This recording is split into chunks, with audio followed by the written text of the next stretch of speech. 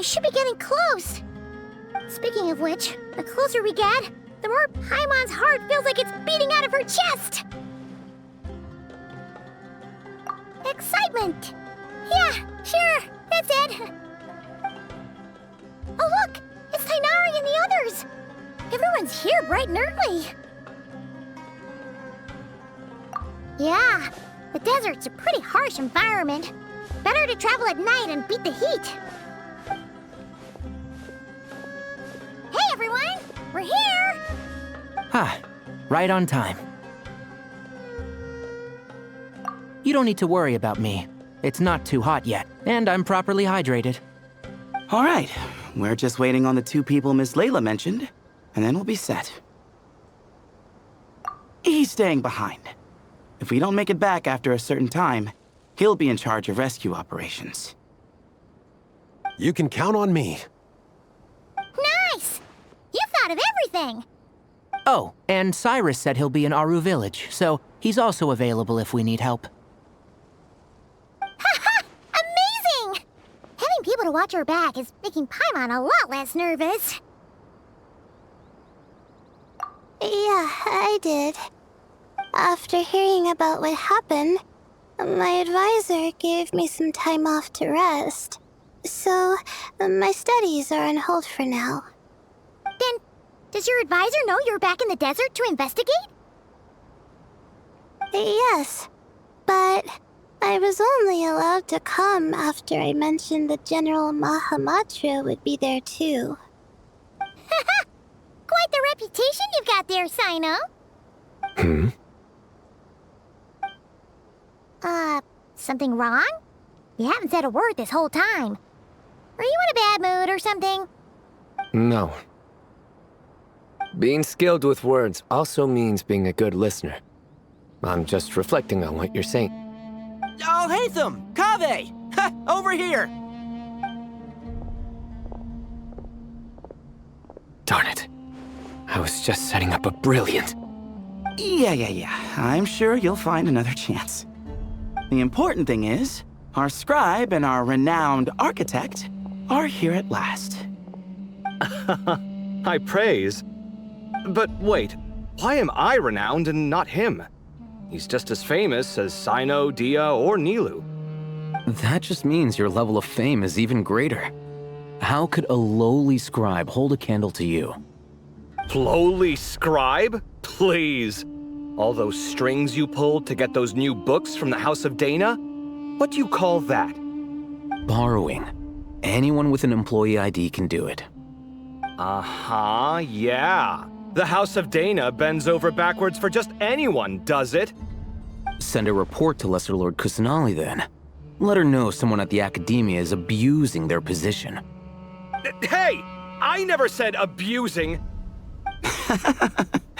Impressive verbal sparring, as always.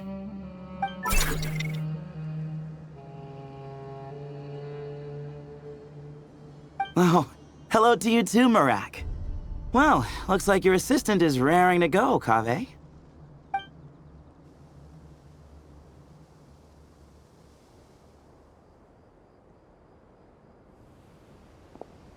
So, I say we get this show on the road. No sense delaying the inevitable. No need. We're in this together, remember? Sure. This is the entrance, yeah? Yes. Perfect. Then, if we're all set, let's get moving.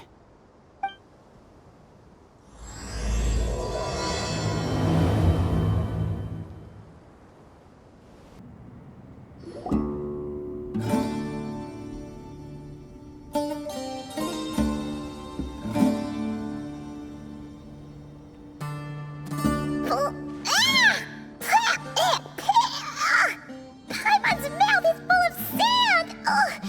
So that's what falling into quicksand feels like? If this was quicksand, we would have struggled to breathe. No. I think this was regular sand, and we didn't sink into it. We fell through it.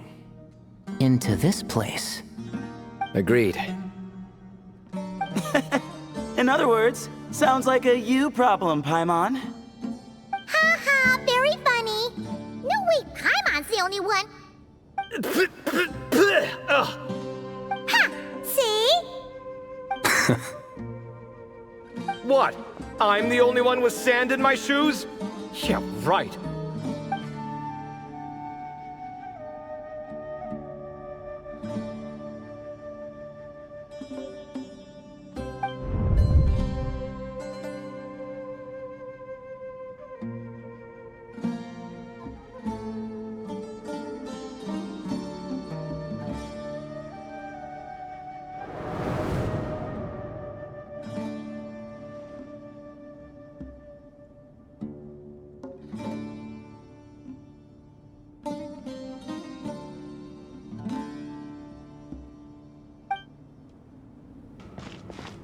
Whoa! There are monsters here?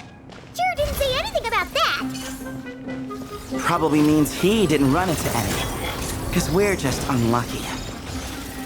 Not the best sign of what's to come. He'll be fine. Let's just use up all our bad luck and we'll be golden.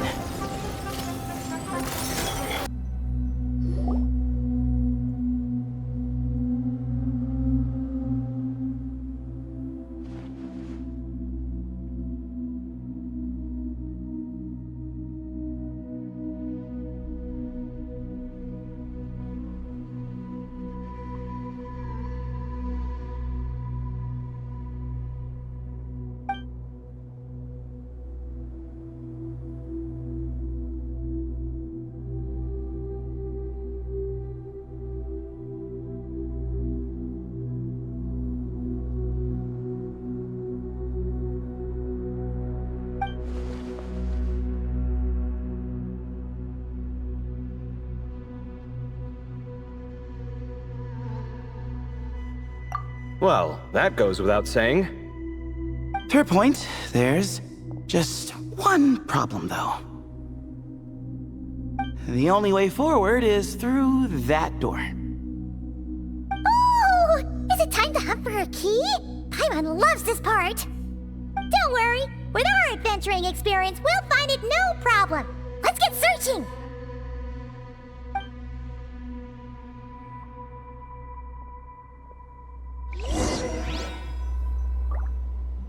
Marak, wait!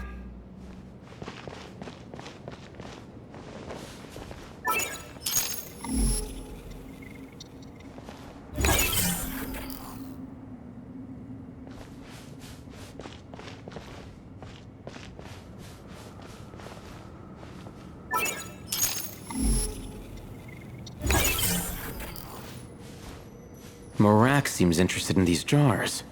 Go smash them. Ah, well, we would hate for you to have to lift a finger, Your Highness.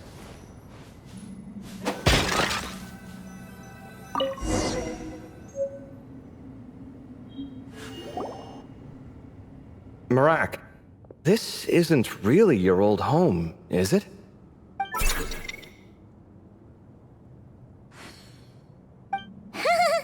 No idea what that means, but Marak does sound pretty happy. So, mechanical life forms do have the capacity to miss home. A novel discovery. Well, with Marak leading the way, we should be safe, right?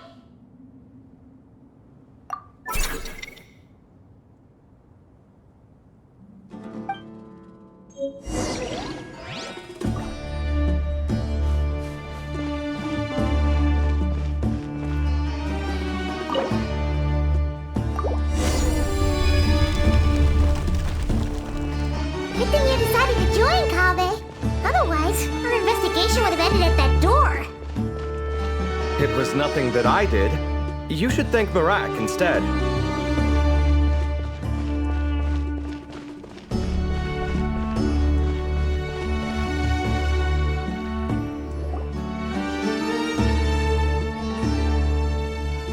Hold on. At this rate, Paimon's gonna lose her title as best guide to a mechanical suitcase.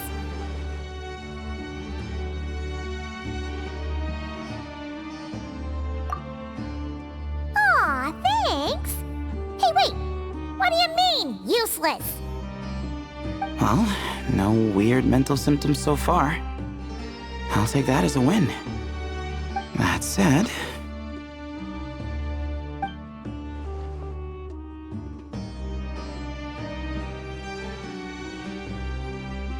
There are 3 doors here. So, we split up. Divide and conquer. Otherwise, this whole thing is in ruins. No pun intended on that last part. I swear. Yeah, that might be our best option. Good idea. And the minute things go south, we go back the way we came. Ooh, this is getting exciting! So, who's teaming up with who? Paimon calls dibs on the Traveler!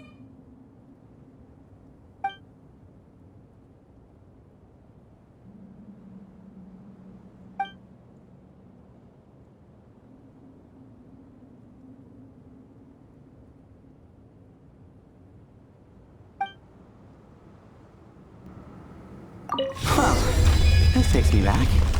Last time we were in the desert together, the 2 of you came all the way out here to gang up on me. Oh? Sounds like someone's holding a grudge. Just what I like to hear. If you're still hung up on that last one, just name the time and place, and we'll have ourselves another thrilling... duel. Huh.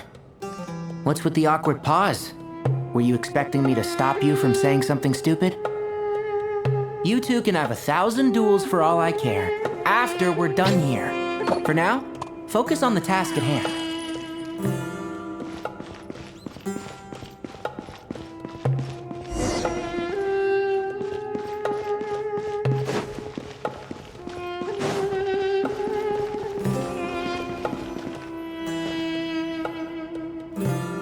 This chamber is huge. I can't even imagine what it's used for. Oh. What's wrong? I seem to have stepped on some kind of stone slab. Huh. There's a pattern on this, but it's hard to make out with all the dust. Huh? Look! The shape seems to match the markings on the ground over there. Let's slot it in and see.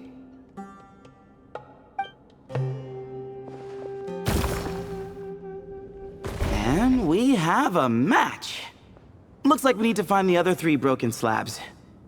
Let's search the area, but be careful where you step.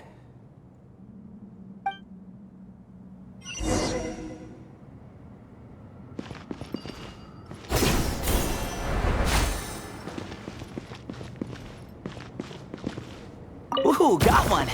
Ouch, but watch out. The edges are kind of sharp.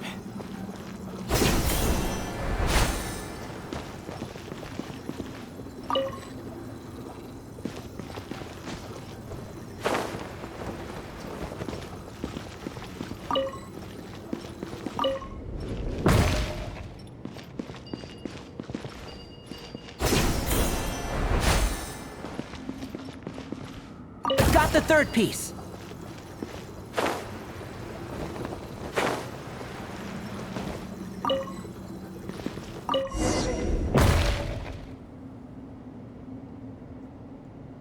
We just need one more.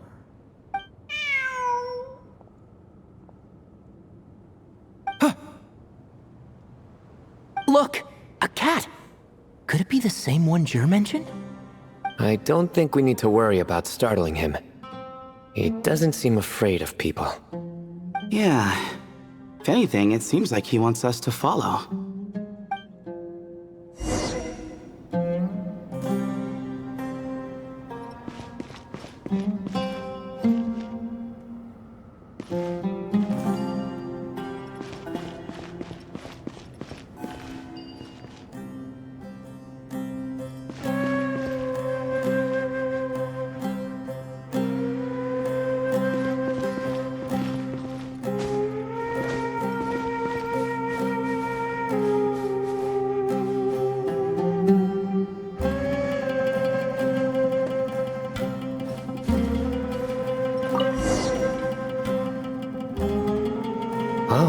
He led us to the last piece. Who's a good kitty?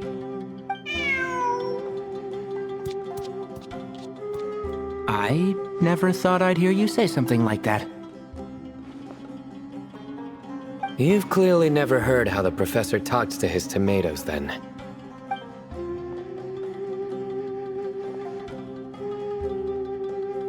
Alright, well, that's that. Now, we need to figure out how to get rid of all this dust. Behold, the Great Vayu Viastra. Be honest. You've been waiting to say that for how long now? Just activate the mechanism.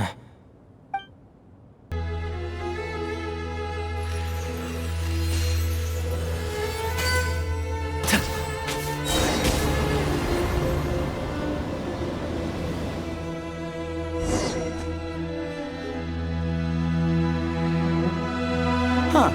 It worked. It's a picture of...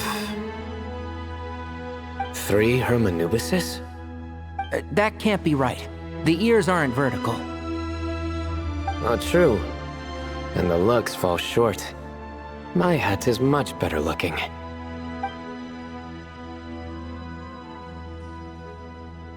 A goat, an ibis, and a crocodile. Oh wow. Our botanist knows more than just plants. Riveting observation. I was just thinking. These 3 figures look a lot like the 7 pillars of King Deshret. That's right. These are our colleagues. Our what now? You sure about that? Just kidding. But what I meant by that is, these were Hermanubis' colleagues back then. The middle one is the Goat King Hereshef, Minister of Ministers, the god Amun's most trusted chancellor. Records say he was the deputy king of the Desert Sands, chief among the 7 pillars. Someone even more impressive than Hermanubis? I wonder if that ever got his goat. Sorry, couldn't resist.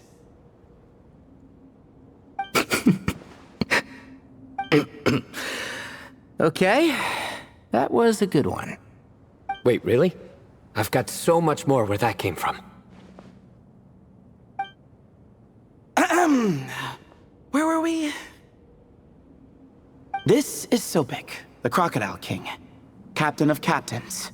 As the name suggests, he was a valiant commander and had dominion over all weapons of war. And finally, this is the Ibis King Thoth, scribe of scribes. Your memory's pretty impressive. I bet you're almost as good as me at memorizing cards. A scribe. Did he manage archives then? Like Alhaitham? Wait, that's all Alhaitham does? I never knew being an academia scribe was such a cushy job. Well, that's how his friend put it, anyway. But it does seem like he has a lot of free time. Well, I don't know much about the academia, but I'm sure the Ibis King had more responsibilities than that. The temple's records say he represented the wisest aspects of King Deshret, inventing the desert script and arcane arts at his king's command. He must have been quite the impressive man then. Or creature, depending on how you look at it. Still, why are these 3 the only ones represented here? What about the other pillars of King Deshret? Maybe because the 3 of them were extra close? Huh. Kinda like us. Oh yeah! Maybe we should have someone inscribe us on a commemorative stone slab too. Or we could just take a picture. It would serve the same purpose. Anyway, no more distractions. Huh. Doesn't it look like there's writing carved into the corner? Huh. There is.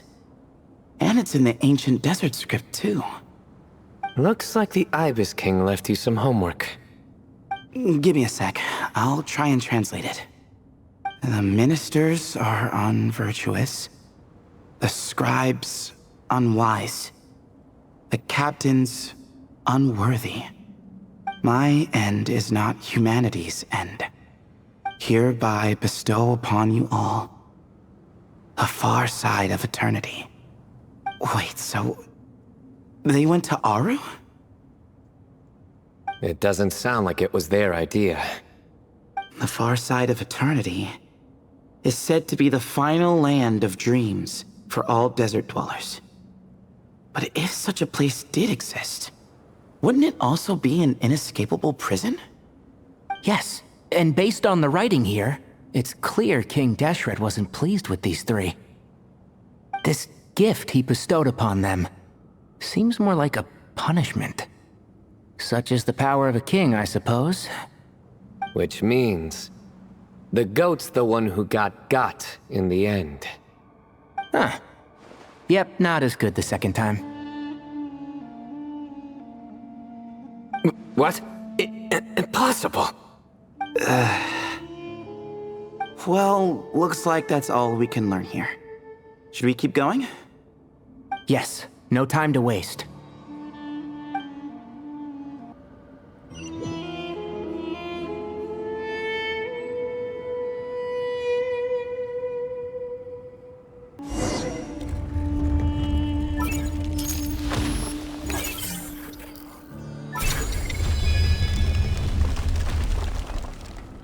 Jeez, who knew a suitcase could be so fast? Marak is nothing like this when it comes to housework. Hey, wait up! A scout's job is to take the lead. Just let Marak figure it out. Easy for you to say. I'll be the one doing the repairs if something happens. Why don't you go scout ahead then?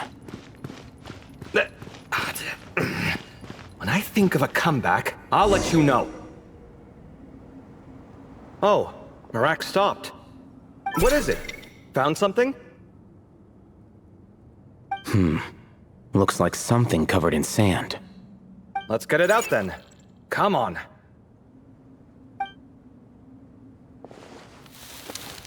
Oh, it's a stone slab.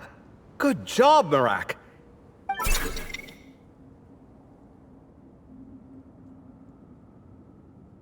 Let's take a look. Huh. Looks like this part of the picture goes over there?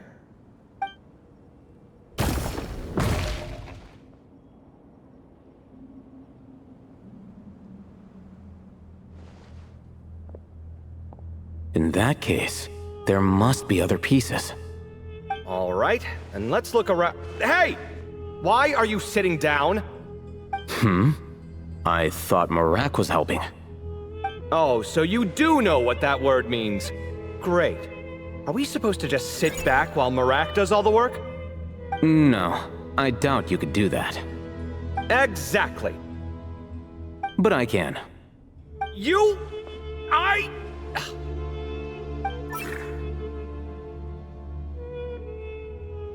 See? It's all coming back to me. How insufferable it is to work with this no-good, do-nothing... We could be more efficient, I agree. I'll work on this piece. You take care of the rest.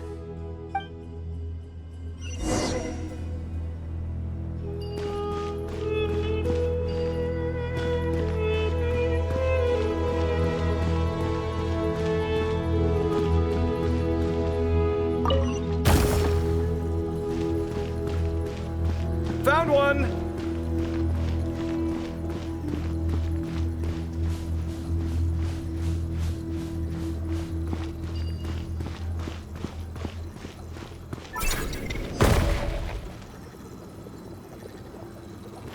Good teamwork.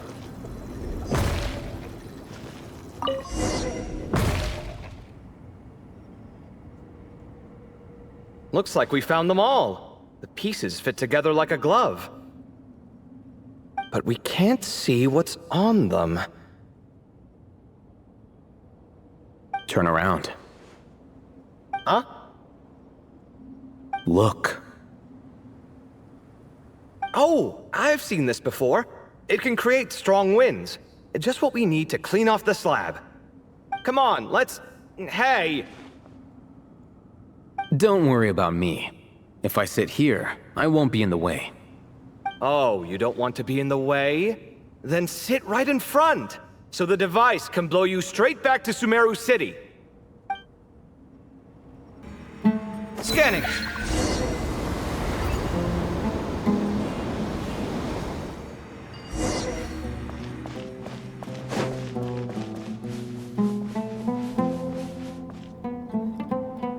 Done. Huh. That's one big cat. And there's a shattered crown. I think it's depicting some kind of story. Look, there's writing too. The Ibis King answered the young noble, granting him the wisdom he sought. But the fragile crown was shattered by lies in the end.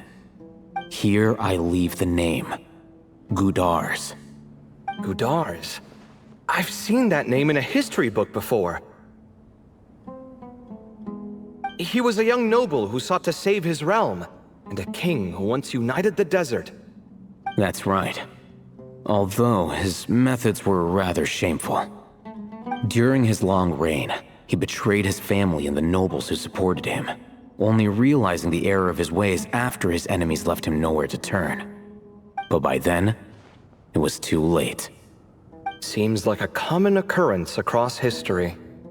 Different people, same mistakes. It's an inevitable pattern, destined to repeat itself.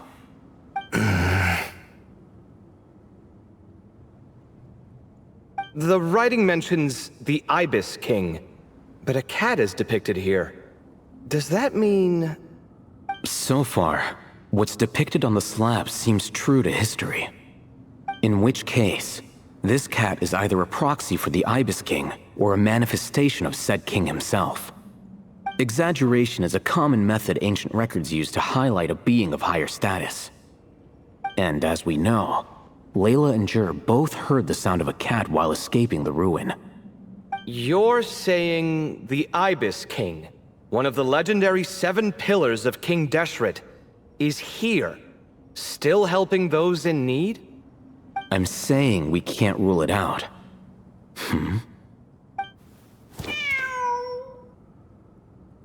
Wait, there it is! The cat!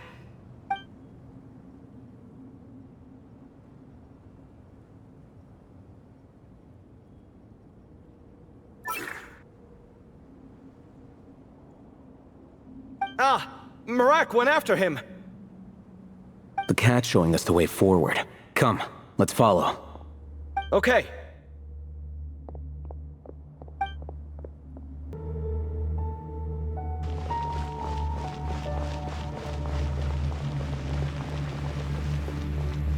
Huh. The cat's... gone. Yes, but look where he led us. Oh. Another slab. It looks similar to the last one.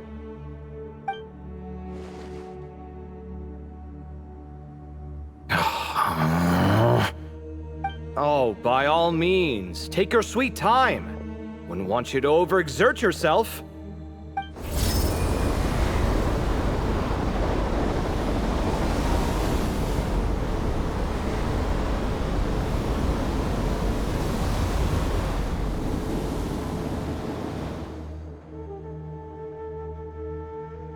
Huh.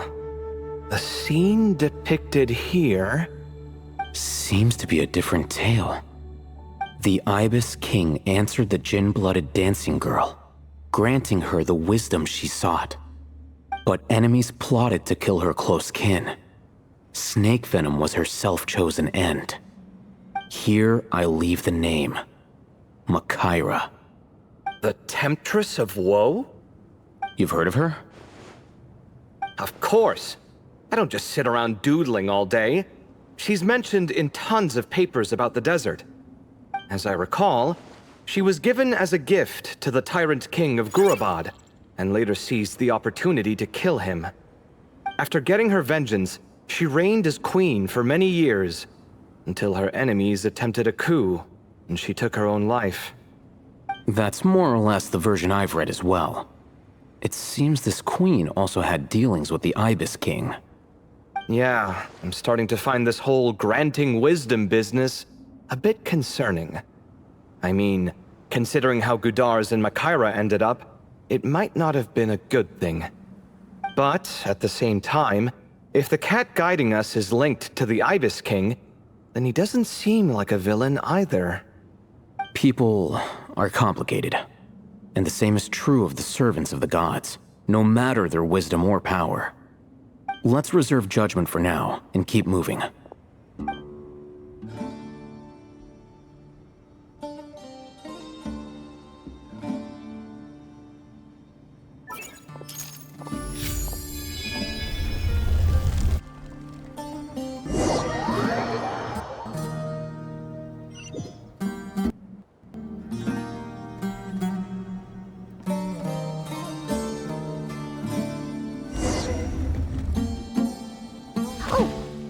To ask earlier, have your memories come back, Layla? No, sorry. To be honest, nothing about this experience feels familiar. Besides, my focus is the stars, so I don't spend a lot of time exploring ancient ruins. Guess that makes us the senior researchers in this scenario. Stick close, alright, Layla? Okay.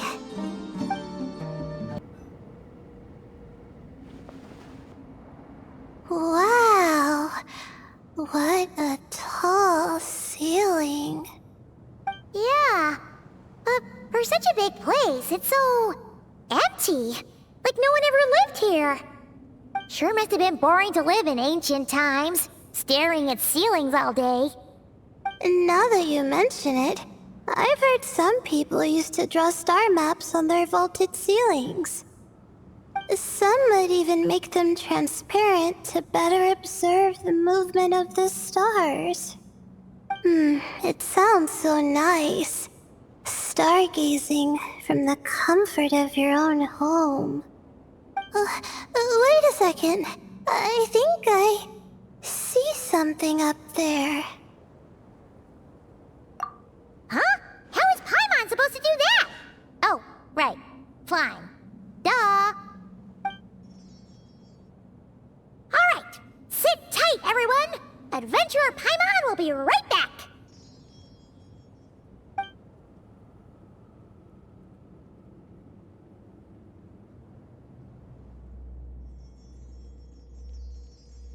Okay. So, there's nothing super special up there. Just a couple of shelves, tables, jars, and scrolls. And a whole bunch of dust, dirt, and sand. You really want to search through all that stuff?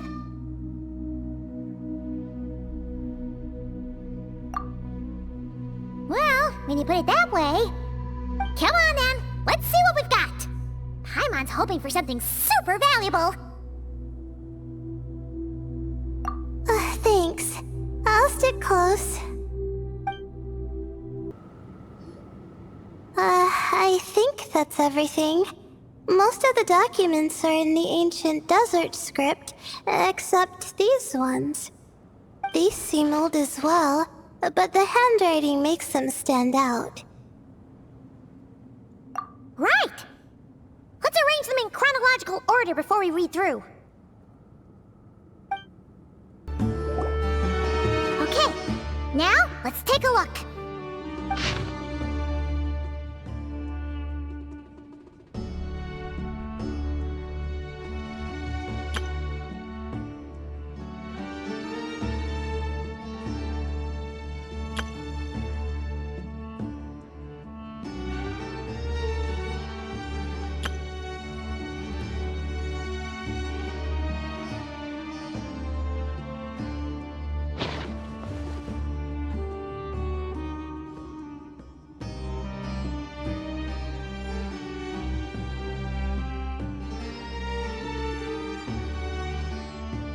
Maybe this person fell in by accident, like Mr. Jur and me.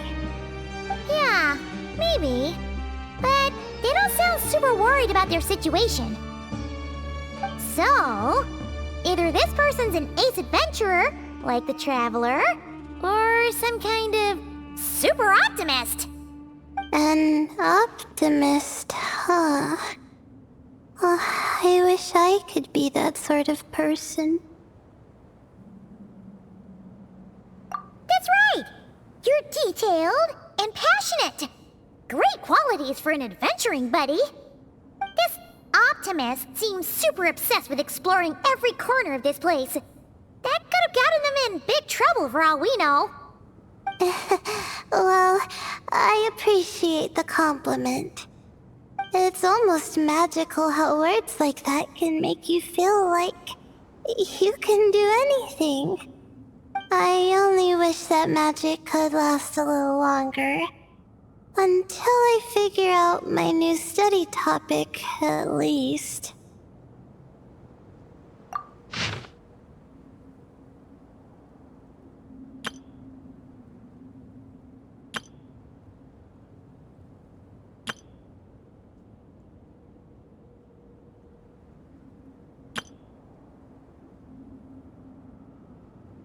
Oh, looks like you were spot on, Paimon. See? Told ya! That's what happens when you don't think things through. And all this talk about seniors and juniors, he was a student just like you, Layla. Whew, he sure talks a big talk for a student, though. You'd think he was some kind of old scholar instead. Huh. What is it? Did Paimon say something wrong? No, not at all.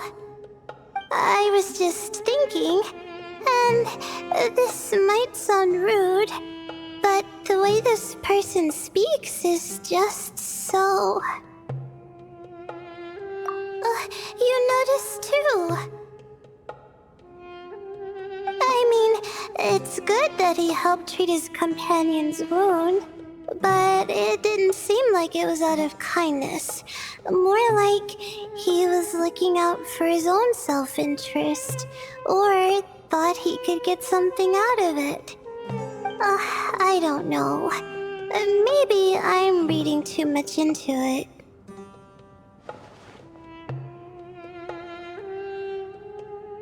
Yeah.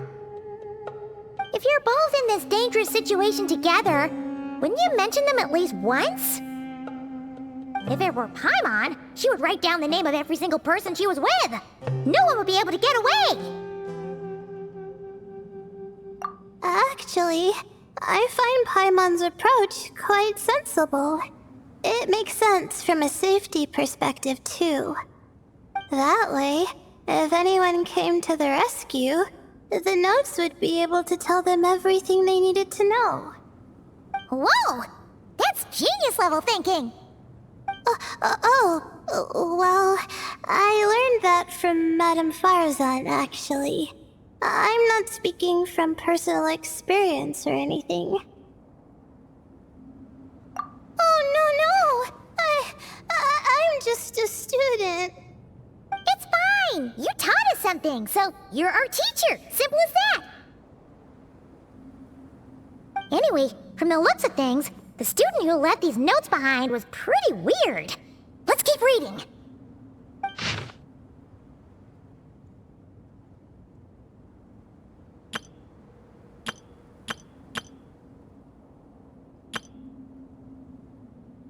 Whoa! Hang on! That's a lot of information. Paimon needs a moment to take this in. The Ibis King. So... did this person actually meet the Ibis King here? Sorry. Who? Jeez, not again! Stop teasing her, Traveler! You know she was asking about Nefer. Anyway, Nefer's, a friend of ours. And she's mentioned the Ibis King before, but not in much detail.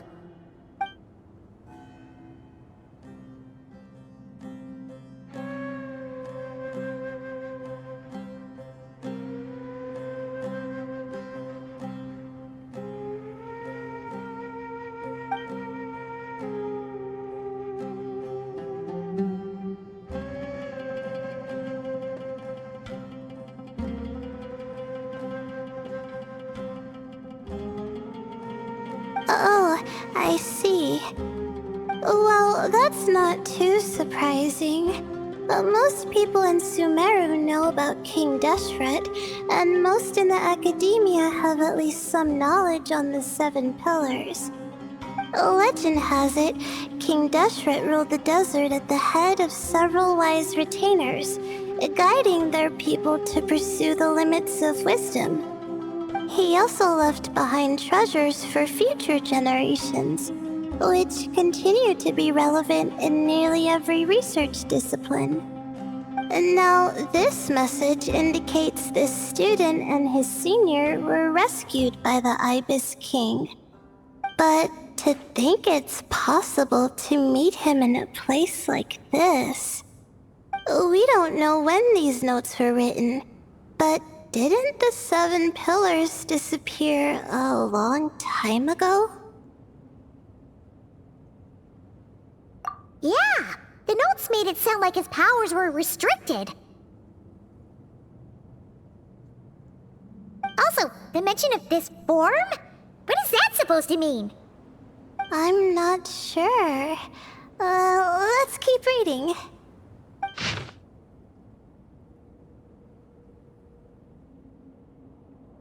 Oh, this is the last page.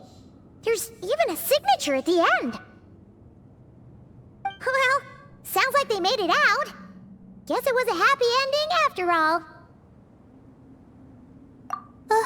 Wait, but it says, the Ibis King cannot be trusted.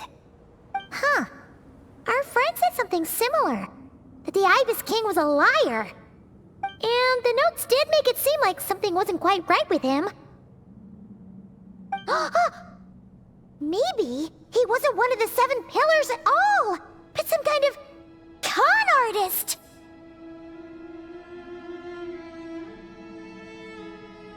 Huh? What's that supposed to mean? I think Paimon raises a good point. Let's keep our guard up just in case. Alright, I think that's all the clues around here. How about we...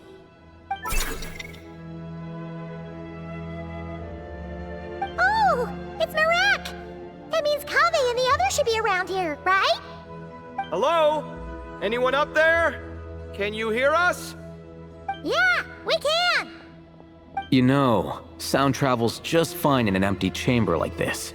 You don't have to shout.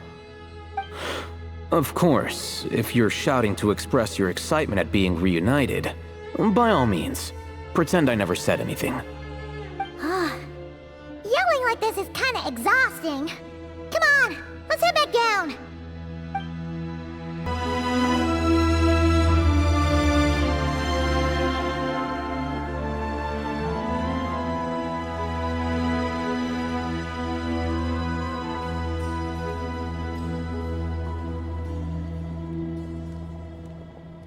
Wow, we all ended up in the same place, huh? Yeah, what a coincidence. Indeed. Or as I like to call it, the chai factor.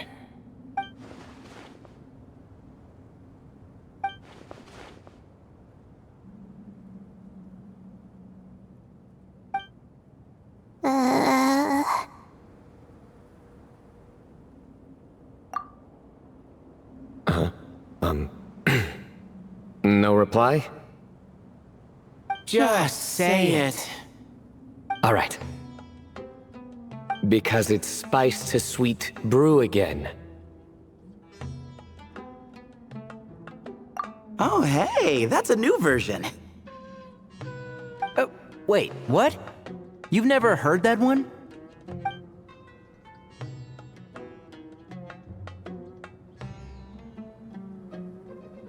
What are you looking for? A place to sit and read my book. Oh, great. What else is new? Well, looks like everyone made it through unscathed. Let's take this chance to get some water, rest a bit, and discuss what we learned. Sound good? Yeah, let's debrief.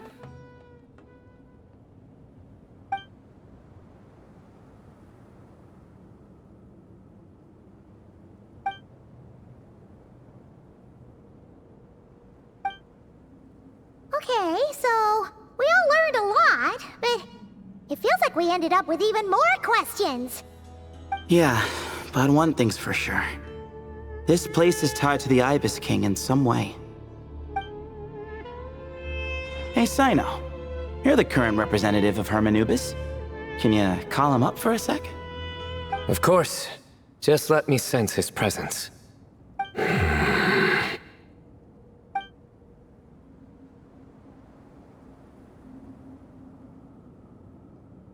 Just kidding. I can't sense him at all.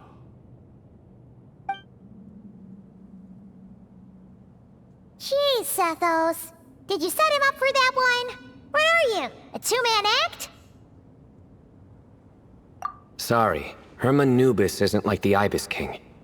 He can possess me, but I can't talk to him whenever I want. Oh, truly? Does that mean he's gone? Oh, I would have liked to reminisce about old times with him. Ah, the cat! It speaks! Of course it speaks. In fact, it is not an it at all. You do me a great offense. My apologies. Esteemed cats, sir?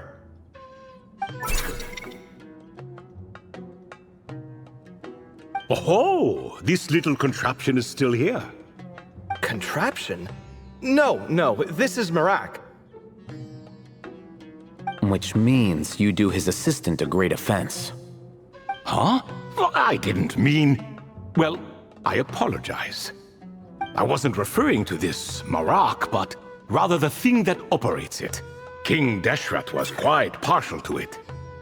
I have forgotten what it was called. It must have had an official name, albeit in the old tongue. Even if I did remember, I would need to translate it into modern language. Ah, it's not important. Marak's a fine name. Even better than the original, if you ask me. Who thought of it? And the remodeling, quite well done indeed. This Marak looks much happier in its current form. Oh, and the components should have model numbers written on them. You can look them up if you're curious. This cat talks. A lot. Quite the one-sided conversation. Is this what the Ibis King was like? He seems quite eloquent. I wonder if he plays cards. Ha! I knew Marak was a great name. Go me! Let's see, what page was I on again? Should have brought a bookmark. That all went over Paimon's head.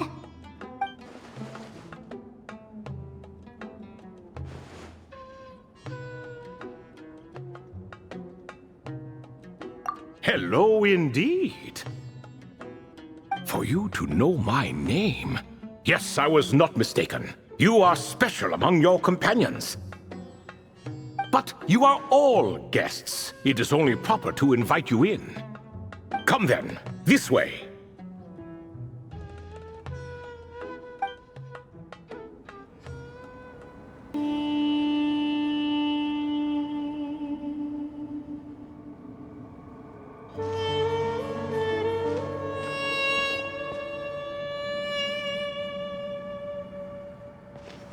Welcome to my humble abode. Oh, your house sure is spacious, Lord Ibis King. I fear it's not quite what it used to be. In fact, it has long ceased to be my home at all. It belongs to the descendants of the cats I once raised. Such adorable creatures, aren't they? Take the one I'm borrowing here, for instance. A chubby fellow with such lovely fur.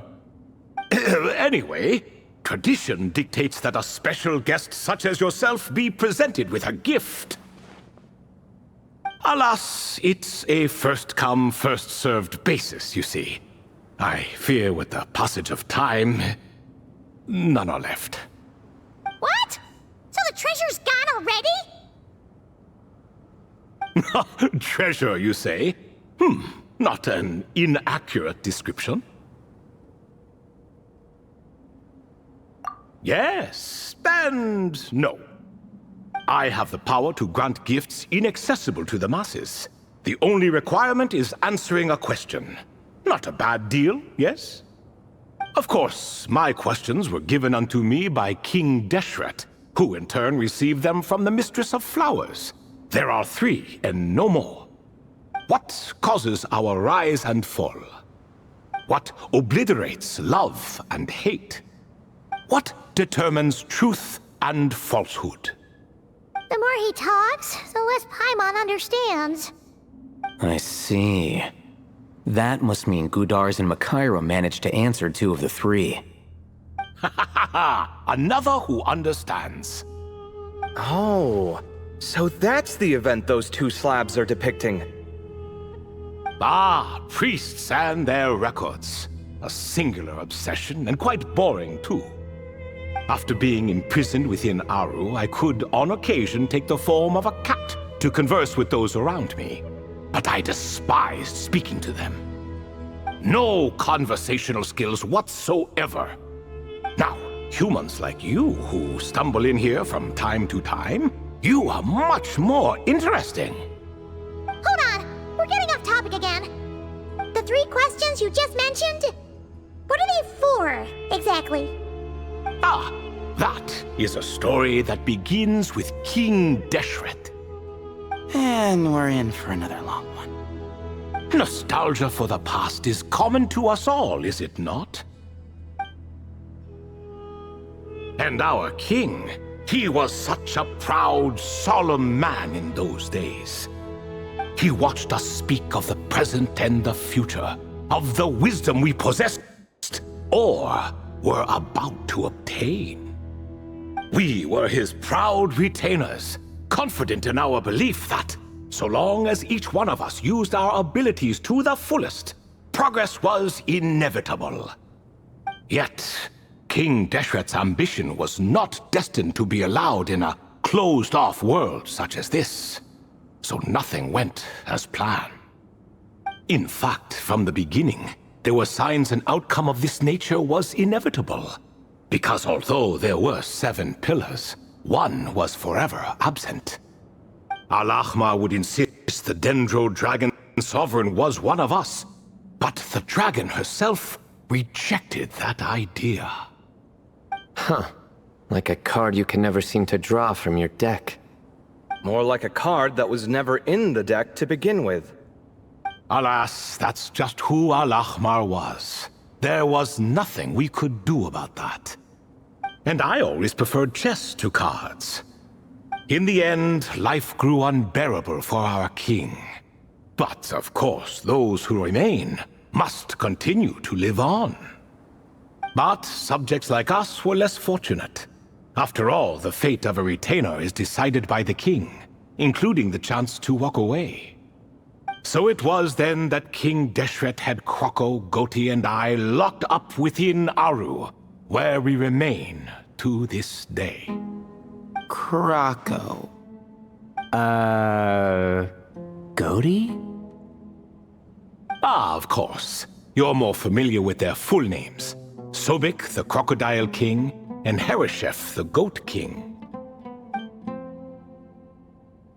And let me tell you, when it comes to chess, Hereshef was a habitual backseat strategist, always spewing nonsense from the sidelines. Well, Sobek was all too quick to take his terrible advice, to the point where I was the one who got accused of cheating. Chess is an exercise in patience, and that man couldn't sit still to save his life. He could never excel at that game. In fact, neither of them were good at chess. Even so, we played together often, and since I was always the winner, we got along quite well. What are you laughing at? Were we not good friends? No one's laughing. Paimon would never. No, not you. It's Goti. He's laughing for no reason again. Can you not hear him? Ah, right. Of course you can't. The two of them are inside Aru, as am I, so only I can hear them. What is even going on here? Has he, started to lose it after being trapped for so long? That does happen to prisoners serving life sentences. Speaking of which, how's Azar doing these days? I doubt he's doing much of anything. Just what I wanted to hear. What is the meaning of this? You doubt my words? I have half a mind to not talk at all. Oh, no. They're not questioning you, Lord Ibis King, just discussing other things. Please, continue. In that case, where were we? Getting to the part about the 3 questions. Hopefully. Ah yes, we're almost there. Before I entered Aru, King Deshret said I could be released from my eternal seal if I chose humans who could provide the correct answers to those 3 questions. The first person who caught my eye was Gudars. I asked him, what causes our rise and fall? He answered, conspiracy and betrayal, for it renders the righteous and wise unable to succeed, and thus nations fall. I found his answer quite interesting, so I bestowed upon him the power to deceive. The second human I chose was Makaira. I asked her, what obliterates love and hate? She said unto me, I have nothing left to lose. Vengeance alone can quench both love and hate. I found this to be another fascinating response, so I granted her the power to be loved. But both of them ended up... Now then, young one, riddle me this. Did their answers point to this fate, or was it the power I bestowed upon them that determined their end? I'm just an observer who doesn't understand their circumstances, so I can't answer. A clever reply. I do not wish to comment either. It is all in the past at this point. My only wish was for their answers to be acknowledged by King Deshret's rules, and bring me one step closer to freedom. As for the final person, her fate remains to be seen, so I will not reveal her name.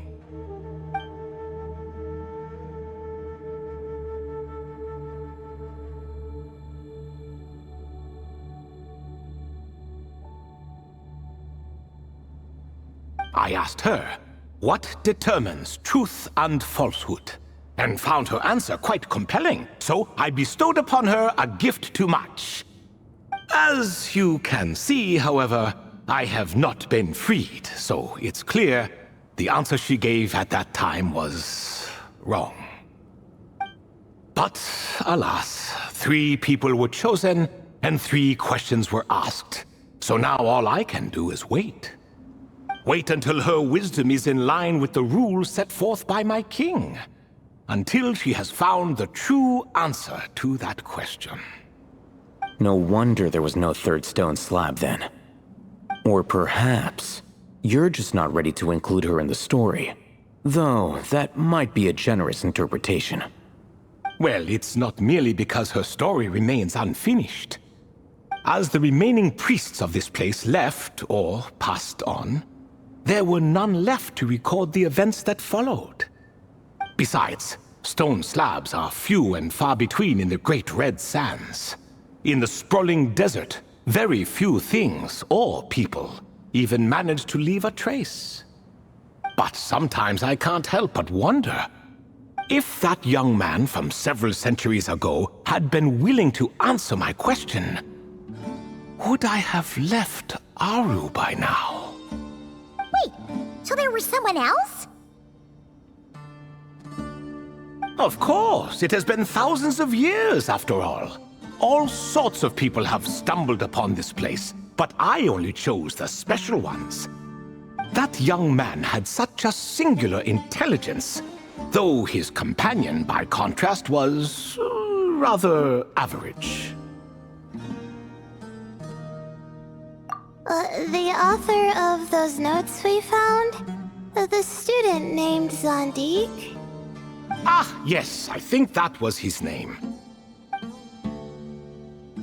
In truth, I was unsure whether I should grant him my 3rd remaining gift. He was, of course, exceedingly clever, but he was also mistrustful and narcissistic in equal measure. and there did not seem to be a line he was unwilling to cross. Too much power could be dangerous in the hands of someone like him, so I found myself rather relieved when he declined my gift. Oh, he turned you down? Did he give a reason? Yes. He said he didn't need it. I still remember the look in his eyes. Nothing stood out per se, and still I could sense contempt and disdain radiating from his gaze. I could not give an exact reason, but on instinct I just knew it would not end well to get close to a man like that. So, I tricked him. Stick close to your companion, I said. Only the descendants of Tulatula can come and go as they please. Leave him behind, and there is no escape for you. So, does that mean his companion wasn't a descendant of Tulatula? Oh no, that part was true. The lie was in the other half. Anyone can enter or exit this place. There are no restrictions. I saw that his companion was exhausted and was concerned Sandik might leave him behind, or worse, that some other accident might befall him. So I made up an excuse to prevent Sandik from going a step too far.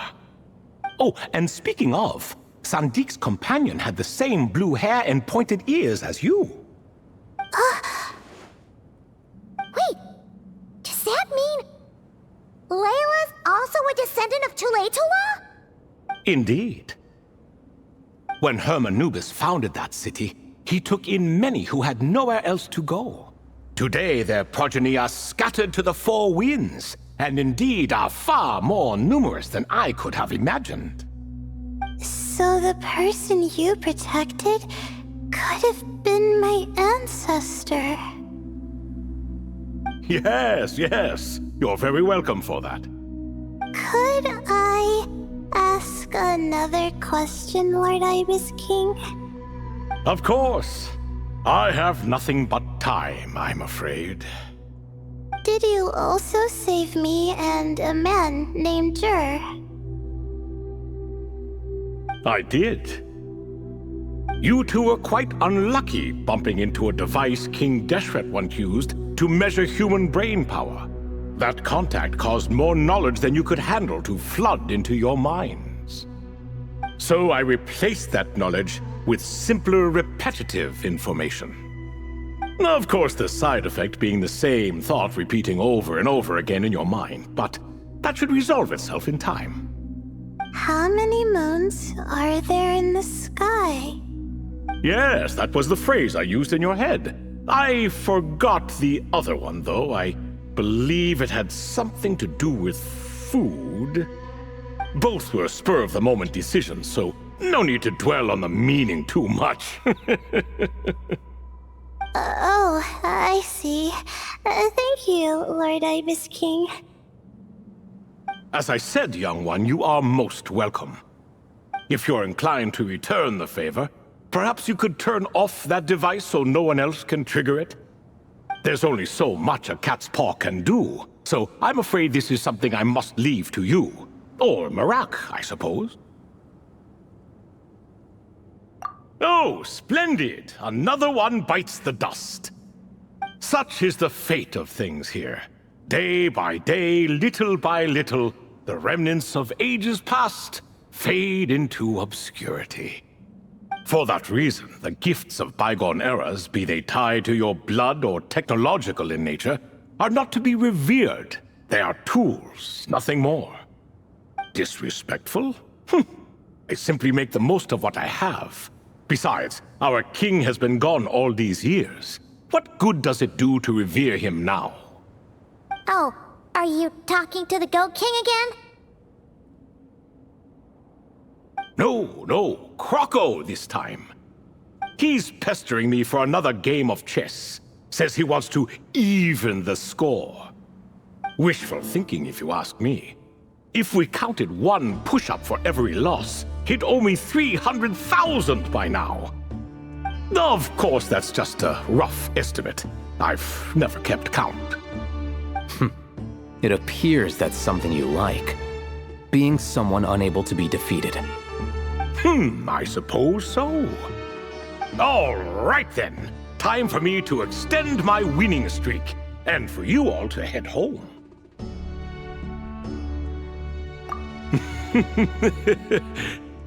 In truth, deep down, I know even the answers to those 3 questions will not change my fate.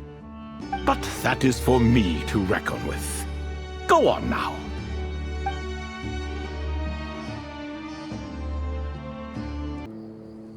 Excuse me. Do you even know what time it is? I've harvested 3 crops of tomatoes while you've been gone. You're exaggerating, Professor. I'm making a point. There's a difference. Sincerest apologies for keeping you waiting, Professor Cyrus. See, that's what I call manners. Now, are any of you hurt? Nope. It went way smoother than we expected, actually. I presume the investigation is complete then. Come, tell me all about it.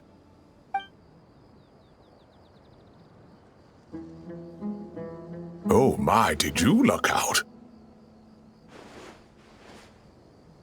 If you've read the work from the Vahumana Darshan, you would know that the Ibis King has, well, let's call it a mixed record. Perhaps he softened up a bit in his old age, and that's why he chose to help you. Or perhaps he just didn't have a good enough reason not to help us.